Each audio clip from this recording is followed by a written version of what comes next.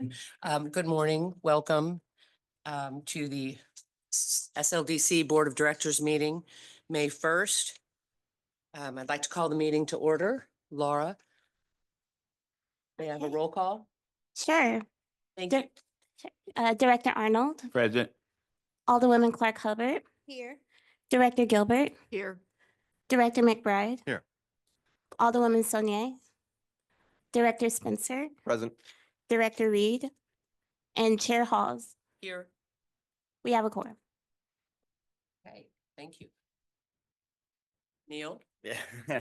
Thank you. I first wanted to make sure that I had the opportunity to address the board and thank you for the opportunity to serve as the chairman of the board over the past couple of years. It's been an honor and a privilege as a resident of the city of St. Louis, as a born and raised a citizen of the city of St. Louis. I was honored to sit in that position, to be able to move our work forward and be able to serve the city of St. Louis in that capacity.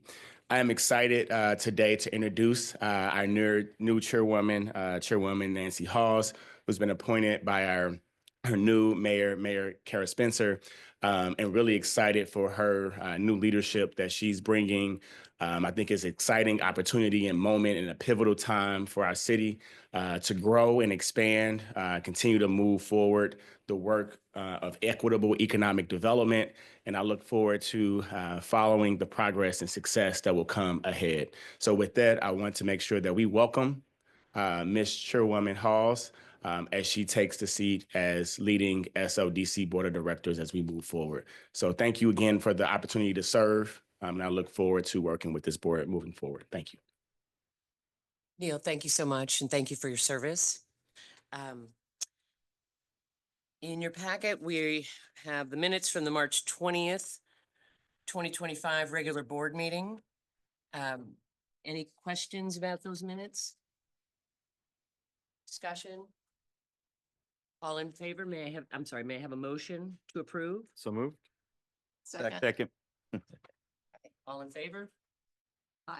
Opposed? Okay, I've got to abstain. I wasn't at the meeting. I'm sorry. I've got to abstain. I wasn't at the meeting. Okay, thank you. Thank you, Mr. Spencer. And then I usually do a roll call to approve the minutes. Okay, so Director Arnold, Yes. Alderwoman Clark Hubbard, Director Gilbert, Aye. Director McBride, Aye. Director Spencer, Abstain. and Chair Halls. Abstain. Okay. Okay, next on the agenda, resolution number 25 SLDC 1017, authorizing the issuance of a request for proposals for legal advocacy programs focused on the prevention and reduction of vacancy and property abandonment in the city of St. Louis. Stephanie Greasy. Hi, everyone. Thank you so much, members of the board, for having me today, and welcome Chairperson Hawes. I'm here to talk about Resolution 25 SLDC 1017, requesting the authorization to issue an RFP to help address unoccupied and abandoned properties in the city's land bank through legal programming and advocacy. I'm also joined by Laura Jin, the head of SLDC's citywide vacancy strategy and an active leader in the St. Louis Vacancy Collaborative. If approved, Laura would be leading the RFP process. To set the context for the resolution, I'd like to ask Laura to come into this meeting here on the Zoom and talk about her experience working with unoccupied properties in St. Louis, and in particular, the work she's done with other legal advocacy organizations to address this challenge. Laura? Thank you, Stephanie. Good morning, board and audience here. So just want to set a little context for why this came to be today. So since about 2018, residents and neighborhood associations have been tapping into these pro bono legal services to both prevent further vacant properties in the city and to return vacant buildings to active use. Attorneys support resident homeowners across the city with estate planning, with title clearing, creating beneficiary deeds, and tapping into real estate tax assistance this crucial legal work to keep people in their homes with clear title and then open up opportunities for home repair and refinancing that wasn't available before. That's your preventing vacancy side. On the side of returning properties to active use, attorneys have been providing pro bono support to neighborhood associations that are tackling this issue of privately owned vacant and abandoned buildings across the city. And as a reminder, over 80% of all buildings that are vacant in the city are privately owned. And so much of the work needed to address those properties and return them to active use requires some legal support and expertise at the table. So in many cases, just having legal representation for a neighborhood association compels owners to repair work and improve those properties for the good of the neighborhood. And when that doesn't work, neighborhood associations can, through a judge order, gain title and partner with a developer to return those properties to active use. That single tool through the Abandoned Housing Act of Missouri has been the single most effective method of returning vacant units to reoccupancy in the city in the last 5 years. Aside from the private market. And for every dollar that we at SLDC have spent on legal support for neighborhood associations, the city's seen hundreds of dollars in return in just building permits pulled, not counting the increase in property tax revenue. Today, though, the capacity of these neighborhood associations and their partnering small developers to do this work and interest from residents and groups is at an all-time high. And the capacity and availability of attorneys to support them in these efforts has maxed out. So for many months, many neighborhoods from north, south, and west have been reaching out to SLDC, to city departments, and anyone that will listen and saying that they need support in growing the muscle and getting more attorneys on board to help move this work forward. Thank you. Thank you so much for that, Laura. So as Laura mentioned, this RFP would request proposals from experienced legal advocacy firms or organizations to support the city's vacancy reduction efforts. The selected entity or entities would develop and implement the legal strategies and programs to increase occupancy and reduce abandonment. We're looking for proposals from firms with demonstrated expertise in property law, community advocacy, and real estate litigation, and then experience in one or more of the 4 key areas that we've highlighted in the resolution: legal intervention for unoccupied properties, title clearance and ownership stabilization, community and neighborhood stabilization, and then education, advocacy, and policy making. And we've included a few examples of each of those in the resolution. After we've reviewed all of the RFP submissions and completed SLDC's budget process for fiscal year 26, we would return to the board to discuss the amount and duration of funding for the programs. We are envisioning this as a sustainable long-term effort, not a one-time infusion of funding. From there, SLDC would anticipate entering into funding agreements with responsive and selected firms to help them build their capacity to deliver these valuable programs and services across the city. Thank you for your time considering Resolution 25 SLDC 1017. Are there questions for me or for Laura? I'll just jump in with a comment. I've used these legal tools over the last 5 years and been dealing with vacant properties for over 15. And these last 5 years, we've seen so much traction and movement. Some properties that were vacant for 10, 15, 20 years are now getting the attention by those owners because of these legal tools. One thing that I want to make sure that we mention and talk about now as the budget's being prepared for next year is some cities spend up to $500,000 on these types of services. So when we go back to the budget, I hope that SLDC will look at the amount of funding and make sure it's adequate for the amount of work we want to see happen. Thank you. Thank you. And Ms. Greasy, with regard to who can use the funds, is that going to be restricted to neighborhood associations or will CDCs and other nonprofits be able to apply for these funds as well? So it will be funding for legal advocacy firms. So Legal Services of Eastern Missouri, for example, has a strong program around vacancy advocacy. So it would be legal firms that do that type of work, and then it would support their programs and strategies if they are going out to neighborhood associations or CDCs. That answers the question. So it's not just restricted to the neighborhood associations. Right. It is intended for legal advocacy firms. To support And- communities in preventing vacancy and Yeah. so for example, the Abandoned Housing Act can only be filed by a nonprofit. In most cases, that's a neighborhood association, but could also be a community-based nonprofit or a CDC. But with regard to, I mean, legal services, what you mentioned, that's a great example, but they're taking the lead and guidance to target certain properties that are identified to them by the associations or the other nonprofits. So I just want to understand who's going to be giving them the lead. Is it going to be the SLDC that directs it and says, well, look at this area and talk to these community groups, or is it going to be the community groups that says, I need more funding and reaches out to the respondents to this RFP, or how do we think this is going to mechanically work? Yeah, mechanically and we can reconnect on this after if we'd like, but mechanically, the funding, the structure, the proposals would come from the firms. So imagine again, someone like a legal services that has an intake process for neighborhood associations and CDCs to approach them for legal services. This funding would support an organization like that to continue delivering services in that way. They would submit proposals in response to the RFP, and we could review that. And then with the funding agreement, make sure that the funding and the proposal and the intention of the funding are all aligned. Thank you. Thank you. Ms. Creasy, I have a question, and that is, what is the mechanism to clear title, which I think is a wonderful idea. But how will this happen? That's a great question that I would like to, Laura, if you have more experience with that Yeah. anyway, mechanism.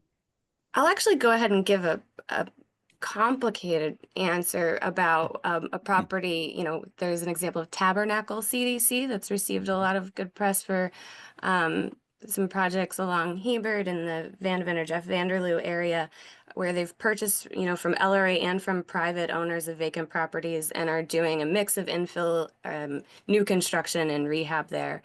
And when they've partnered with Legal Services, Vista Missouri's neighborhood advocacy to, work on clear title for those properties and found huge MSD liens from years and years ago. And this is despite the fact that state legislation was changed a couple of years ago that says when properties move through the tax sale, they have to come out the other side with a clean and clear title. But MSD hasn't quite abided with that. And so now these pro bono attorneys are supporting Tabernacle CDC in fighting this in court with making sure that sewer liens count as liens that are removed in the case of clear title and tax foreclosure. And that's playing out actively right now, and we're hoping it comes out favorably on the other side and benefits all. But on a resident scale, often it can be someone who perhaps inherited a property, but it's actually split across multiple siblings in multiple states. And so having that legal representation to help get that down to one clean and clear owner can be a big one. There's a great example of a homeowner who, owned the home with her husband, but after he passed, it didn't just go to her, right? It went to her and 3 kids and 3 grandkids. And so having an attorney to help get that title back in her name allowed her to apply for and get home repair and clean that way. So there's lots of iterations, but you almost always need an attorney to help work through those processes. Thank you. Thanks. That's very helpful. I think that in conversations with members of the Board of Aldermen and various departments in the city, we would be very interested in expanding that program. And it's a great idea. So thank you very much. Great, thank you. Any further questions?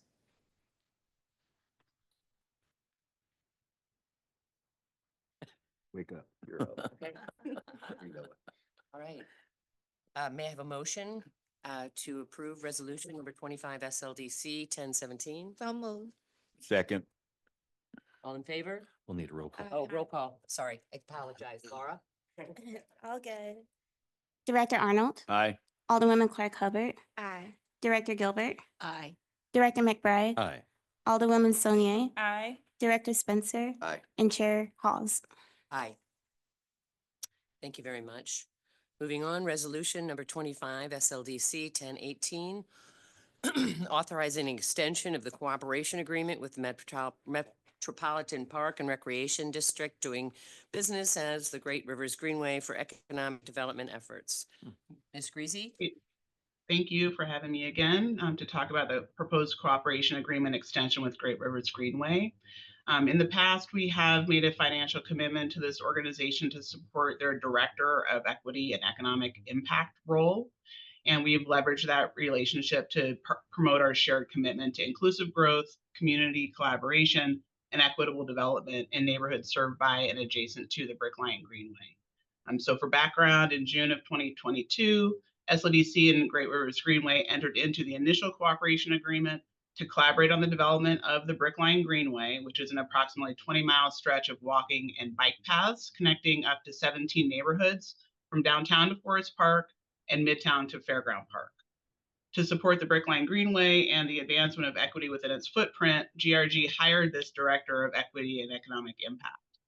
To date, the director position has been jointly funded by public and private entities and has been guided by a working group composed of Great Rivers Greenway staff, SLDC staff, and other key stakeholders. SLDC's initial funding commitment of $45,000 per year was documented in the cooperation agreement from June of 2022 and is scheduled to expire in 2026. The director ensures that the Greenway development is aligned with broader community goals, including coordination across transportation, housing, economic development, public safety, education, health, and culture efforts. SLDC's funding has been used to ensure that GRG has sufficient capacity to work with community development organizations, neighborhood organizations, citizen groups, and constituents in the areas adjacent to the Brickline Greenway. Most recently, GRG and the Director of Equity and Economic Impact spearheaded the creation of the Brickline North CDC, which covers the Brickline Greenway and the Covenant Blue Grand Center, Jeff Vanderloo, and St. Louis Place neighborhoods. The CDC established its board of directors in the fall and is working on a strategic plan now. And through the contractual relationship with GRG and our neighborhood engagement efforts, SLDC also serves as an advisor to the CDC and to the director. This resolution would seek approval to execute a new cooperation agreement with GRG that extends our funding commitment for the director role, reinforces the need for more consistent reporting, and more accurately reflects the scope of our relationship with respect to the Brickline Greenway. The resolution includes a summary of shared benefits and outcomes, a few to highlight that I think relate to our earlier conversation. There's GRG and SLDC both have frameworks around ensuring investment in long-term community wealth building, so there's strong alignment there. There's also opportunity for SLDC's projects and services or programs and services to be leveraged in the Brickline Greenway footprint. And then in terms of outcomes, there is a strong effort with the Brickline North CDC and this director role at GRG to address vacancy and unoccupied properties. So there would be strong partnership opportunities there. So that is the end of my discussion of the resolution. If there are questions, I'll take them now.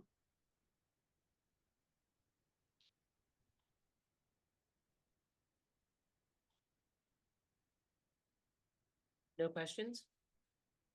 Thank you very much, Stephanie Greasy. And Laura, would you like to do a roll call? I'm sorry. May I have a motion to approve resolution number 25 SLDC 1018? I'll move. Second. Laura? Director Arnold, Aye. Alderwoman Clark Hubbard, Aye. Director Gilbert, Aye. Director McBride, Aye. Alderwoman Sonia, Aye. Director Spencer, Aye. and Chair Halls. Aye. Thank you, Laura. Welcome. At this time, the open session of this board is concluded and the board will adjourn. Entertain a motion. to go into executive Oh, session. I'm sorry. I'd like to entertain a motion. To go to executive session. James will tell you which one of these. states Okay, it. James.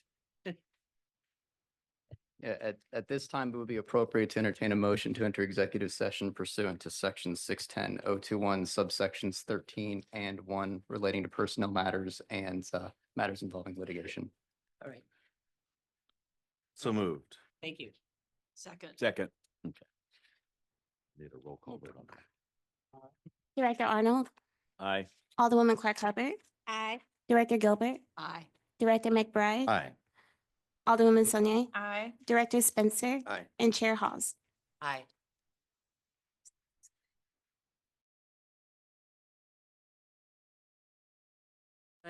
We would like to introduce in one resolution. James Morrow will be presenting that resolution. If acceptable by the board, I'll hang out my spot here. So the next item for the board's consideration is Resolution 25 SLDC 1019 as amended. As we are aware, Neil and the board have mutually agreed to part ways, and consequently, this resolution will elect Otis Williams as president and executive director of the SLDC board, effective May 2nd. With that, I am available for any questions. Oh, on an interim, correct, on an interim basis. Right. Yes.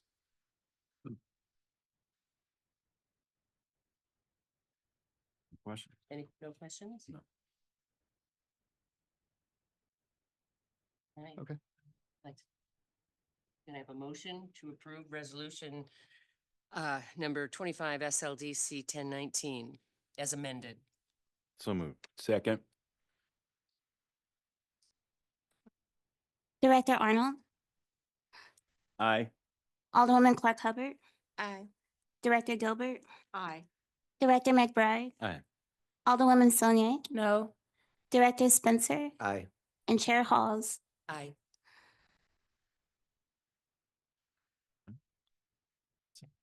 Anything else in open agenda? Hmm? There's nothing else in open agenda? I think there is no further business. Just would like to make a statement, if that's okay? Yes, please. Thank you. So members of the board, first and foremost, I want to take a moment to recognize Director Reed absence today. Unfortunately, he had a health incident, and please keep him in your thoughts and prayers as well. And he served us in all the great capacity in bringing a lot of support to this board. So I want to make sure that we recognize him and make sure that we keep him in our prayers. And we definitely miss his absence. As the board has, decided today, also in partnership with me, having discussion to decide to, move forward, mutually agree to move forward and go our separate ways. It has been an absolute honor to serve the city of St. Louis. Being born and raised in the city, lived here all 38 years of my life. Am a proud champion for St. Louis throughout my years, and again, went to school here, grew up in North St. Louis City, but spent a lot of time across all of areas of the city of St. Louis, worked downtown for the last 15 years. And it's been a privilege to serve the city, and having a great staff at SLDC is one of my proudest achievements. My staff has bought into the vision of the Economic Justice Action Plan. We've rebranded SLDC to be more community-centric, raising the voices of our community organizations, our CDCs, our nonprofits, to ensure that they not only understood how development worked, but also had their voices heard in the development process, which I'm hoping will continue beyond my term here serving as the CEO of SLDC. I also want to thank our former mayor, Tashara Jones, for the opportunity nominating me to be here, and her great leadership, bold leadership, and unflinching commitment to ensuring that underserved communities have the resources they need to succeed. I also wish our new mayor, Mayor Spencer, the best success.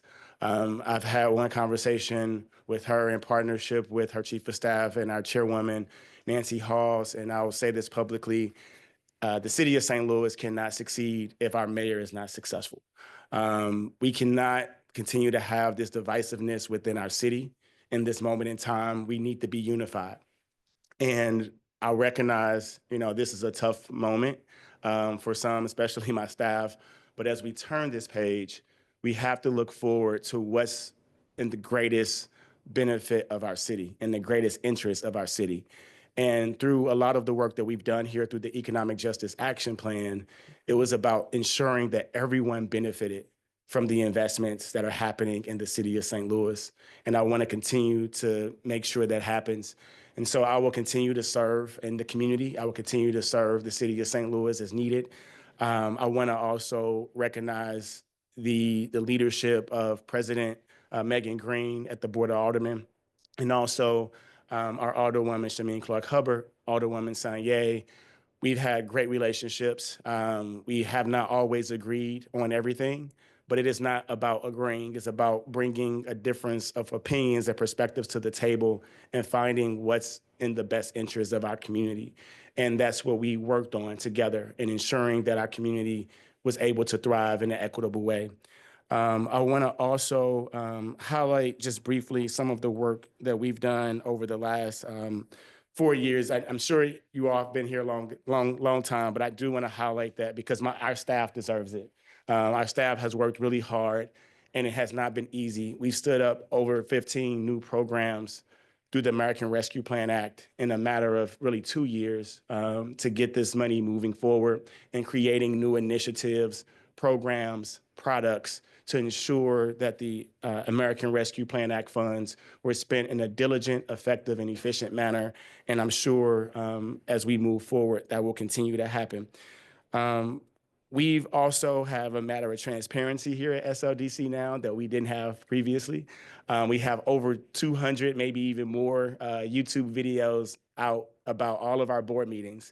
And that was even prior to the Board of Aldermen passing the bill for the meetings to be published. We want to be transparent in all of the things that we do. And I will tell you, our staff works really, really hard to produce information, provide reporting and measurement to the public, but we are also very busy people too, right? So we have a job that we have to manage. On top of the ARPA funds, it's also managing development, taking in all of the incentives, applications, managing LRA, the thousands of properties under their stewardship. When I started, we were over 10,000 properties at LRA. And Director Arnold, I see you here representing LRA. We're now under 8,000 properties and continuing to progress to ensure that those properties contribute to our tax base, which is, again, one of the 5 primary goals of our Economic Justice Action Plan. We've invested over $300 million of ARPA funds into the city of St. Louis, leveraging over $1 billion of impact. One of the most shining stars of ARPA is the Northside Economic Empowerment Center in North St. Louis City, but they just don't serve North St. Louis City. They serve our entire community. I think there's a misconception about that. They've had over almost 4,000 visitors into the Northside Economic Empowerment Center, serving thousands of businesses, helping them attain their business license, helping them get certified, helping them get resources to start their business, grow their business, launch their business. We've hosted community meetings. We've hosted committee hearings. I think the committee of the whole meeting that was chaired by Alderwoman Sanye was held at the Northside Economic Empowerment Center because it's important that we're in community. You know, we cannot just sit in our offices and believe that we're going to make the best decisions for our community if we're not walking alongside with them, living and breathing the same air that they breathe, hearing their challenges and working to address it every day. We've launched our Scale Up program that's provided funding for small businesses in partnership with the St. Louis Community Credit Union, bringing together CDFIs, the private sector, the public sector, the philanthropic sector to work together. And again, this is about unity in this moment. How do we bring those various industries together to ensure that we're driving growth? How do we create alignment to drive that growth? And Scale Up is a testament to that. We have now served over almost 300 new applicants to certify STL. We're working every day in our Mobilize STL program to provide capital for our small women minority-owned businesses who struggle every day to carry many of these projects forward that keeps our city moving. And many times they carry the burden for these investments because they are usually the first in and the last paid. And so we have to recognize that we need to continue to support those women and minority business enterprises to scale and grow because they are the bloodline to economic prosperity for our city. So we have to keep that forward.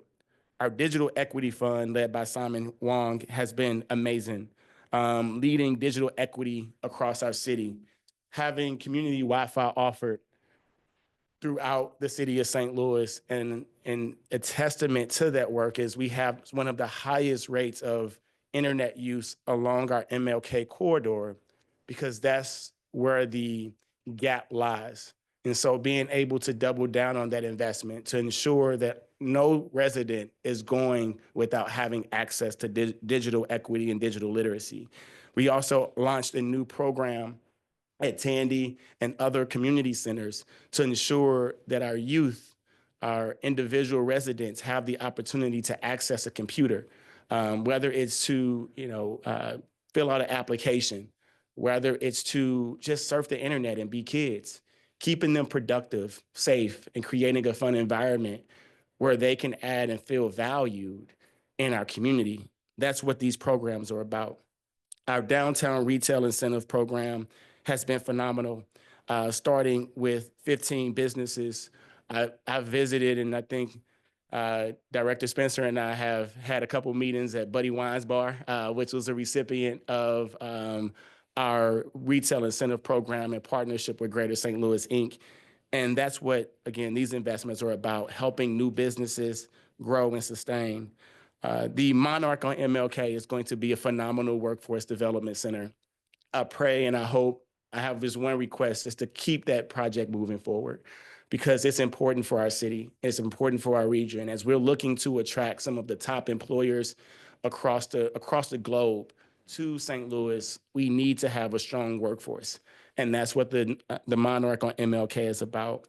Our site assemblage fund is working to remove blight and to purchase properties that allows for us to assemble sites for redevelopment.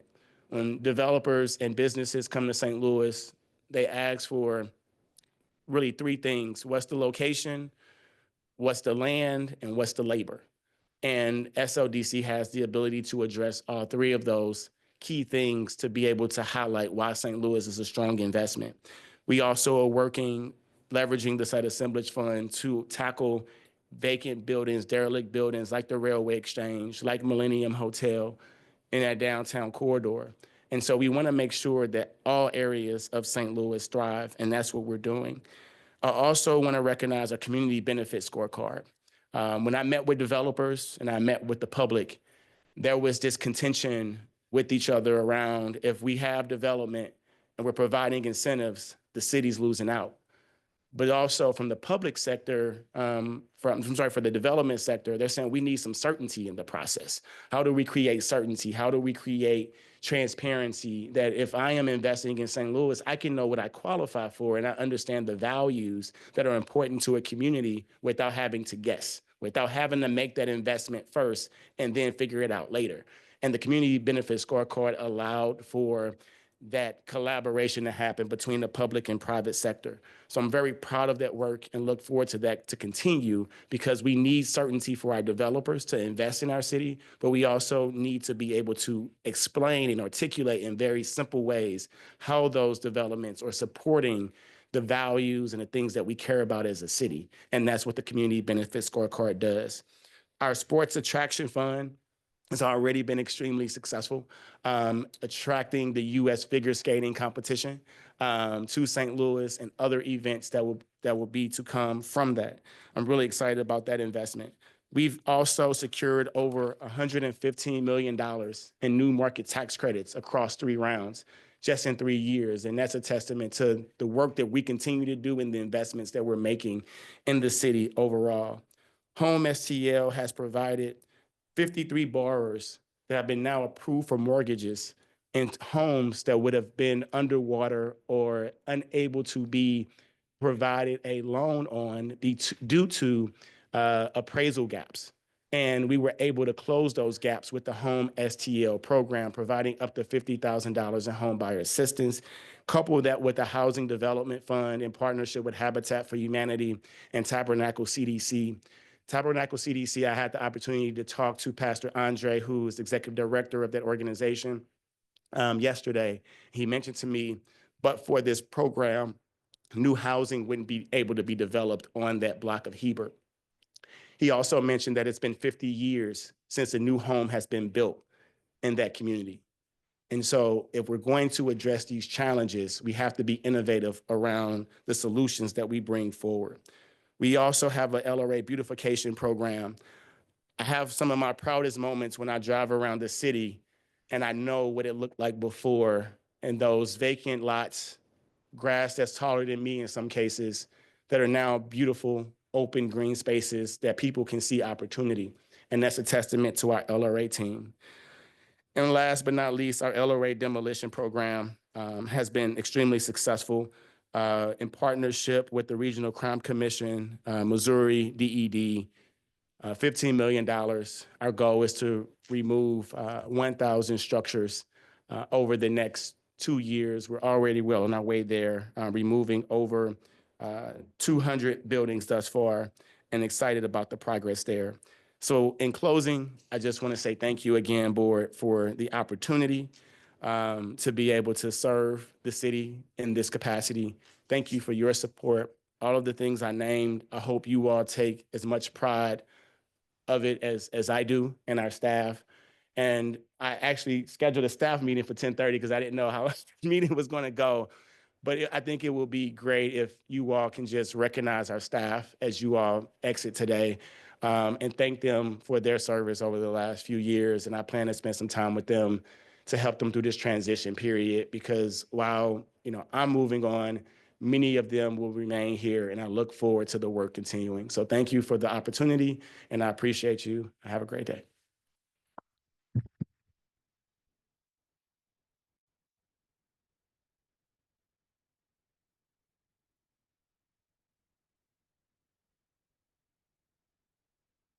Neil, thank you very, very much on behalf of the board. Want to say that your work is appreciated, and all that you've done, the relationships you've built, the programs you've started. Thank you very much. There's no further business on the agenda. And with that, may I entertain a motion to adjourn? So move. Second. Completed the items on the agenda. We are adjourned.